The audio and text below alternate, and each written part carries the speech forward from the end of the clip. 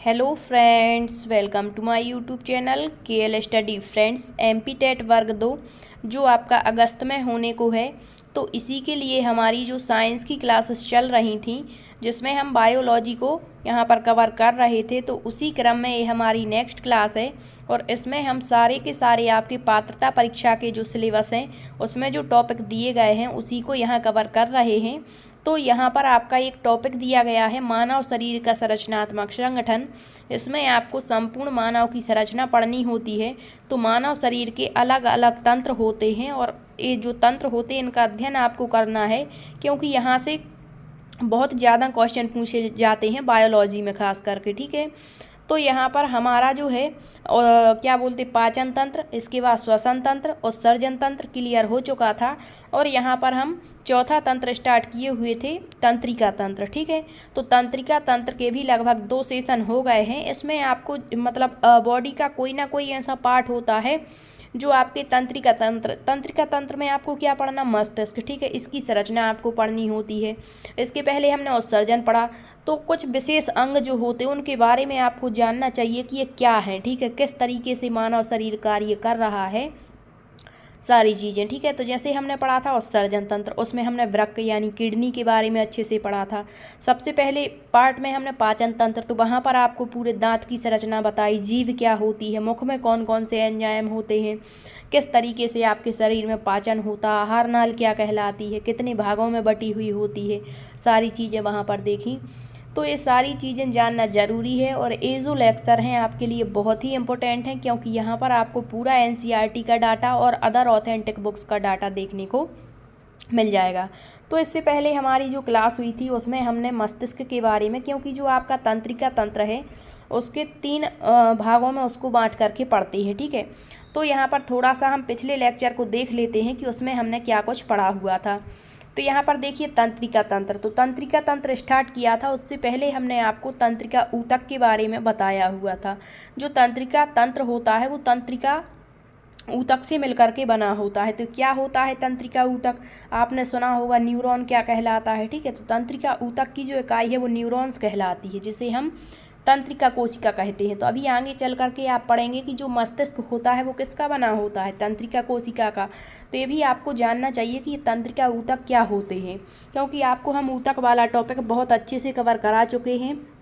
आप सारी क्लासें देख सकते हैं, प्ले लिस्ट बनी हुई है, वहाँ पर हमने आपको कोशिका ऊतक क्या कहलाते, जंतु ऊतक क्या है, पादप ऊतक क्या है, सारी चीज़ें बता रखी हैं। ठीक है, तो देखिए इससे पिछले लेक्चर में हमने पढ़ा था तंत्रिका तंत्र के बारे में। और तंत्रिका तंत्र 3 भागों में विभक्त होता है। कौन कौन से 3 भाग हैं, तो फर्स्ट है आपका केंद्रीय तंत्रिका तंत्र, जिसे क्या कहते हैं, सेंट्रल नर्वस सिस्टम। इसके बाद आज के सेशन में, मतलब कल के सेशन में हमने ये तो कवर कर लिया था। इसमें मुख्य रूप से क्या पढ़ना था हमको, मस्तिष्क की संरचना। ठीक है, तो ये आपको बहुत अच्छे से कल बता चुके हैं। और दूसरा भाग होता है मेरू रज्जु, जिसे स्पाइनल कॉर्ड कहते हैं, ये भी हम पढ़ चुके हैं। आज के सेशन में हम देखेंगे परिधीय तंत्रिका तंत्र और स्वायत्त या स्वाधीन तंत्रिका तंत्र। तो ये 2 जो चीज़ें बची हुई थी इनको आज हम कवर करेंगे, और अन्य अतिरिक्त जो फैक्ट रहेंगे उनको भी आपको यहाँ बता देंगे। ठीक है, तो केंद्रीय तंत्रिका तंत्र आपको बताया, मुख्य रूप से इसमें अध्ययन हम करते हैं मस्तिष्क और मेरू रज्जु का। मस्तिष्क किससे बना होता है, क्या होता है, इसका भार क्या होता है, सारी चीज़ें हम पढ़ चुके हैं।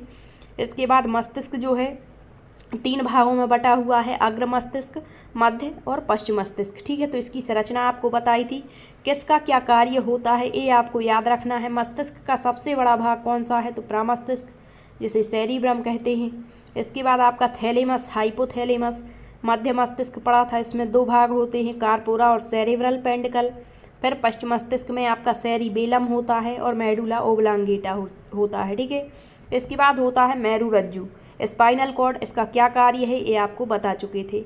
आज के सेशन में हम दूसरा जो पार्ट बचा हुआ है उसको कवर करेंगे। तो तंत्रिका तंत्र आपको पता है, इसका कार्य क्या होता है, इसमें क्या कार्य होता है, तो सोचने समझने, चीज़ों को याद रखने के साथ साथ शरीर के विभिन्न अंगों में सामंजस्य संतुलन स्थापित करना।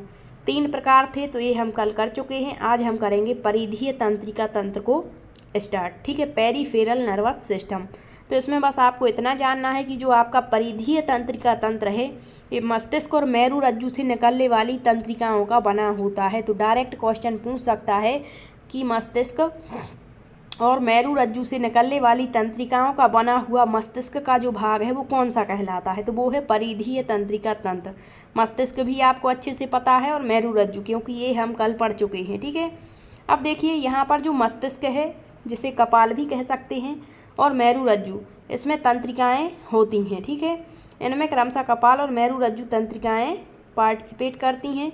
मनुष्य में पूछ सकता है कितने जोड़ी कपाल तंत्रिकाएं हैं और कितने जोड़ी मेरुरज्जु तंत्रिकाएं हैं, तो इनकी संख्या आपको याद रखनी। डायरेक्ट क्वेश्चन यहाँ से पूछता है तो 12 जोड़ी तो आपकी मस्तिष्क कपाल तंत्रिकाएं हैं और 31 जोड़ी मेरुरज्जु तंत्रिकाएं हैं, और इन दोनों से मिलकर ही इसका निर्माण होता है।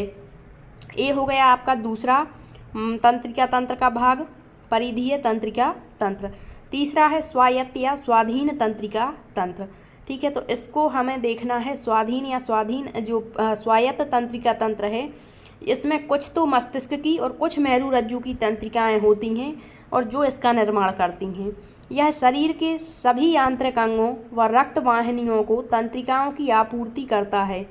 तो यहाँ पर आपको बता दें कि जो आपका परिधीय तंत्रिका तंत्र है वो तो कितने आपके 31 जोड़ी मेरुरज्जु और 12 जोड़ी आपके कपाल तंत्रिकाओं से बना है, लेकिन इसमें ऐसा कुछ निश्चित नहीं है। ठीक है, इसमें कुछ होंगी किसकी, मस्तिष्क में स्वाधीन तंत्रिका तंत्र में मस्तिष्क की तंत्रिकाएं और कुछ होंगी मेरुरज्जु की, जो आपका स्वाधीन तंत्रिका तंत्र बनाएंगी। और यह कहाँ होता है, तो शरीर के जितने भी आंतरिक अंग हैं या जो रक्त वाहिनियाँ हैं जहाँ से रक्त प्रवाहित होता है उनको तंत्रिकाओं की ये आपूर्ति करता है। स्वायत्त तंत्रिका मतलब ये स्वतंत्र होता है। ठीक है, कितना भी यहाँ पर मेरुरज्जु या मस्तिष्क की तंत्रिकाएं ये ले सकता है।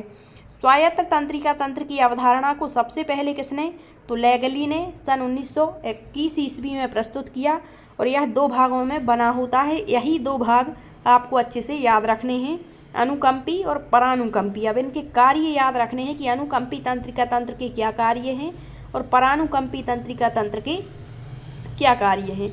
तो देखिए, एक आप याद रख लेंगे तो दूसरा ऑटोमेटिकली याद हो जाएगा, क्योंकि पूरा का पूरा इसका विपरीत रहेगा। तो जो अनुकंपी तंत्रिका तंत्र है यह क्या करता है, त्वचा में उपस्थित रुधिर वाहिनियों को संकीर्ण करता है। क्या करता है, संकीर्ण करता है। किसको, रुधिर वाहिनियों को। दूसरा इसका कार्य है यह आँख की पुतलियों को फैला देता है। अब आप परानुकंपी पढ़ेंगे तो वहाँ पर ये क्या करेगा, आँख की पुतलियों को सिकोड़ेगा। यहाँ पर क्या कर रहा है, फैला रहा है। नेक्स्ट है अनुकंपी जो तंत्रिका तंत्र है श्वेत ग्रंथि। आप समझते होंगे श्वेत ग्रंथि, जब हम अभी कंकाल तंत्र पढ़ेंगे वहाँ इन चीज़ों को देखेंगे। तो जो श्वेत ग्रंथि है ये पसीने के स्राव करती है। ठीक है, तो पसीने के स्राव को ये बढ़ाता है। श्वेत ग्रंथि से पसीने का जो स्राव होता है उसको ये बढ़ा देता है, और वो क्या करेगा, कम कर देगा परानुकंपी। ठीक है, तो एक दूसरे के उल्टे हैं। तो ये आपको एक याद रखना है, दूसरा ऑटोमेटिक याद रहेगा, और यहाँ से क्वेश्चन भी बनता है। अब अगला फैक्ट है यह लार ग्रंथियों के स्रावण को कम करता है। लार ग्रंथि जो होती है आपके मुख में उसके श्रवण को कम कर देता है, हृदय स्पंदन को बढ़ाता है। यह त्वचीय रुधिर वाहिनियों को सिकोड़ता है। त्वचा में जो रुधिर वाहिनियाँ हैं उसको क्या करेगा, सिकोड़ेगा, जिससे त्वचा कैसी पड़ जाती है, पीली, और रक्तदाब बढ़ जाता है।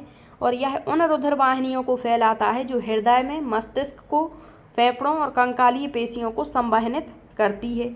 नेक्स्ट है यह एड्रिनल स्रावण को बढ़ाता है। जो एड्रिनल ग्लैंड होती है ग्रंथि उसके स्रावण को बढ़ाता है।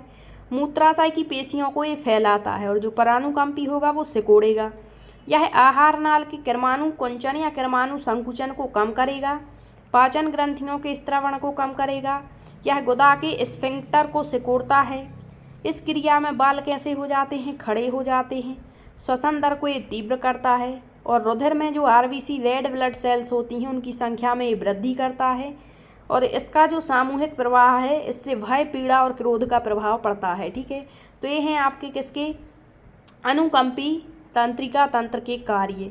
अब देखते हैं परानुकंपी के कार्य। तो जो परानुकंपी तंत्रिका तंत्र है मस्तिष्क से निकलने वाली 12 जोड़ी और स्पाइनल कॉर्ड से निकलने वाली 31 जोड़ी तंत्रिकाओं से बना है। जिससे आपका परिधीय तंत्रिका तंत्र बना है उसी से आपका परानुकंपी तंत्रिका तंत्र भी निर्मित है।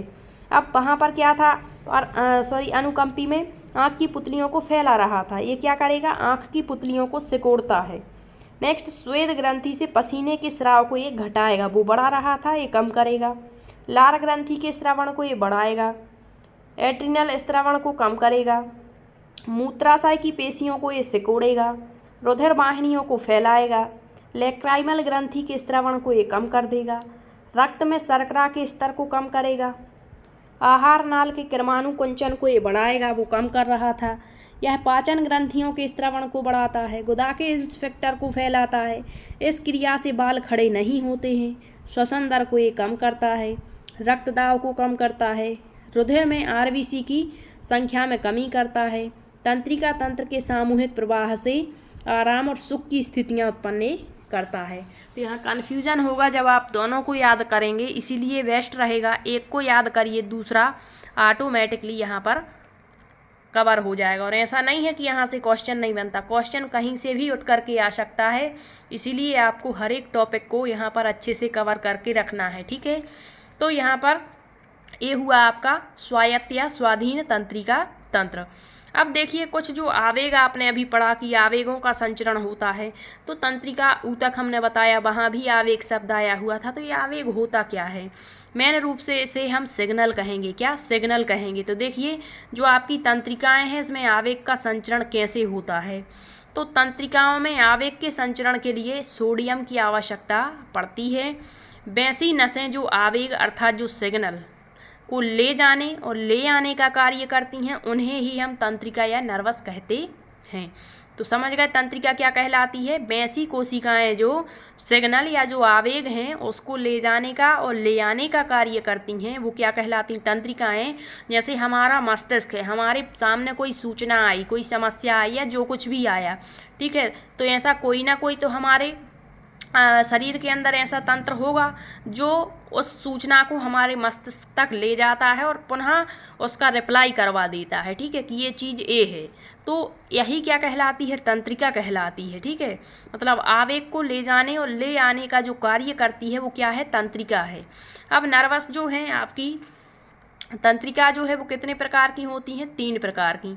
यहाँ से ये अतिरिक्त फैक्ट रहेगा, याद रखिए आप कौन कौन से 3 प्रकार हैं। तो एक तो है मोटर नर्वस, दूसरी है सेंसरी नर्वस और मिक्स्ड नर्वस, ठीक है।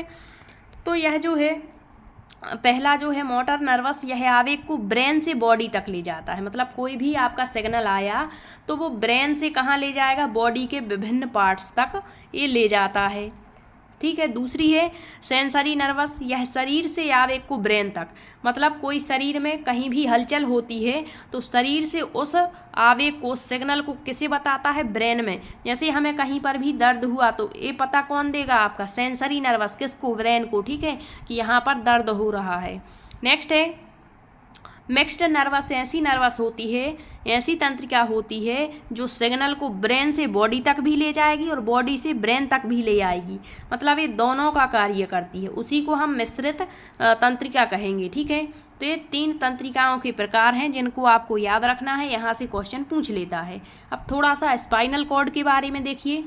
हमारी जो ज्ञानेंद्रियाँ हैं, आप ज्ञानेंद्रियाँ समझते होंगे, आँख, नाक, कान, जीभ, त्वचा। तो जो ज्ञानेंद्रियाँ हैं इनसे सूचनाओं को मस्तिष्क तक तथा मस्तिष्क से आई हुई जो क्रियात्मक, जैसे कोई सूचना है तो उसे हम कहाँ भेजते हैं, हमारी ज्ञानेंद्रियों के माध्यम से। सबसे पहले हमें संवेदना होती है, ज्ञान की प्रथम सीढ़ी क्या कहलाती है, आपकी संवेदना। फिर प्रत्यक्षीकरण होता है, आपने CDP में पढ़ा होगा, मानसिक क्रियाएँ हैं, ठीक है। तो जो ज्ञानेंद्रियाँ हैं इनसे सूचनाएं कहाँ जाती हैं, मस्तिष्क में। मतलब हमने कुछ देखा हमारी आँखों ने, ठीक है, तो आँख ज्ञानेंद्रिय हो गई, ठीक है, समझा। तो मतलब जो हमारी ज्ञानेंद्रियाँ हैं, कोई भी वस्तु, कोई भी घटना, कोई भी सूचना हम बाहर देखते हैं और मस्तिष्क तक उसको भेजने का कार्य करते, फिर मस्तिष्क उसका क्या देता है, रिप्लाई देता है, ठीक है। तो मस्तिष्क सबसे पहले जो ज्ञानेंद्रियाँ हैं इस सूचनाओं को कहाँ ले गई, मस्तिष्क। फिर मस्तिष्क से आई हुई क्रियात्मक सूचनाओं को क्रियात्मक अंगों तक भेजने का कार्य करेगा। यही कारण है कि जो स्पाइनल कॉर्ड है इसे क्या कहते हैं हम, मेरुरज्जु कहते हैं हिंदी में। ये भी आप याद रखिए। तो स्पाइनल कॉर्ड को तंत्रिका आवेग का प्रसारण केंद्र कहा जाता है। ये याद रखिए, पूछ सकता है तंत्रिका आवेग का प्रसारण केंद्र क्या है, तो आपका मेरुरज्जु है, स्पाइनल कॉर्ड है। इसका कार्य क्या है, तो ज्ञानेंद्रियों से सूचना को मस्तिष्क तक और मस्तिष्क से आई हुई जो क्रियात्मक सूचनाएं होंगी उनको विभिन्न अंगों तक भेजने का कार्य इसका होता है। मतलब आपको कल भी बताया था मेरुरज्जु क्या कहलाता है, प्रतिवर्ती जो क्रियाएं होती हैं, ठीक है, रिफ्लेक्स एक्शन, उसके लिए जिम्मेदार होता है।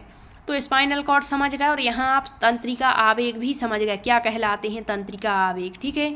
तो तंत्रिका आवेग यहाँ पर दिया गया है, 3 प्रकार की नर्वस यानी तंत्रिकाएं होती हैं, किसका क्या कार्य है ये भी आपको याद रखना है, ठीक है। तो यहाँ पर जो हमारा तंत्रिका तंत्र है वो होता है कंप्लीट। अगला जो सेशन रहेगा उसमें हम पढ़ेंगे आपका रुधिर परिसंचरण तंत्र, ठीक है। उसमें भी आपको बहुत इंपॉर्टेंट चीज़ पढ़नी है, हृदय की संरचना।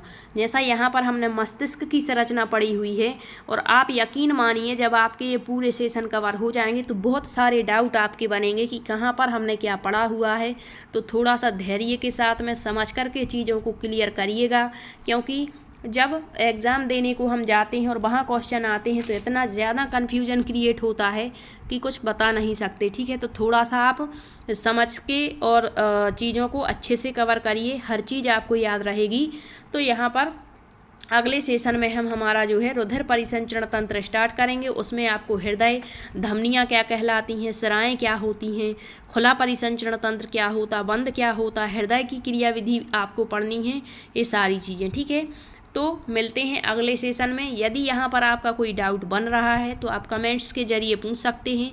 आपको क्लास कैसी लगी आप ये प्रतिक्रिया भी कमेंट्स में व्यक्त कर सकते हैं, ठीक है। और हमारी केमिस्ट्री की क्लासेस भी हमने स्टार्ट कर दी थी, जिसमें आपका पदार्थ वाला जो टॉपिक है, परमाणु संरचना क्या होती है, परमाणु के बारे में किस विद्वान ने क्या कहा है, और आपकी जो है भौतिक अवस्था के आधार पर पदार्थ कितने प्रकार के होते हैं, ये कुछ सेशन वहाँ पर हो चुके हैं। तो दोनों की अलग अलग प्लेलिस्ट बना दी है, आप दोनों को यहाँ पर अटेंड कर सकते हैं।